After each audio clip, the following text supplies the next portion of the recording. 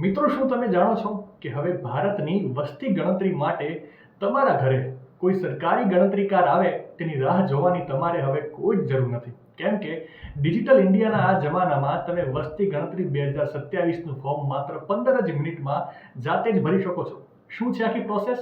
ચાલો ઝડપથી સમજીએ. સ્ટેપ 1, સૌથી પહેલા સેન્સસ ઓફ ઇન્ડિયા 2027ની ઓફિશિયલ વેબસાઇટ પર જાઓ. સ્ટેપ 2, તમારું રાજ્ય પસંદ કરો અને કેપ્ચા કોડ એન્ટર કરો. સ્ટેપ 3, ઘરના મુખીનું નામ, મોબાઈલ નંબર અને તમારી ભાષા પસંદ કરી ઓટીપી વેરિફિકેશન કરો. સ્ટેપ 4, તમારા ઘરનું સરનામું ભરો અને ડિજિટલ મેપ પર લોકેશન માર્ક કરીને સેવ એન્ડ નેક્સ્ટ પર ક્લિક કરો. સ્ટેપ 5, તમારા ઘરની સ્થિતિ અને પરિવારના સભ્યોની સાચી વિગત ભરો. સ્ટેપ 6, સબમિટ કરતા પહેલા બધી જ માહિતી બરાબર ચેક કરી લો અને પછી કરો ફાઇનલ સબમિટ. સ્ટેપ 7, બસ ફોર્મ સબમિટ થતાની સાથે સ્ક્રીન પર તમને એક SEID નંબર દેખાશે.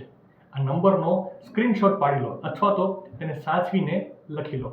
તો હવે લાઈનોમાં ઊભા રહેવા કે પછી કોઈની રાહ જોવાની ઝંઝટ કાયમ માટે ખતમ.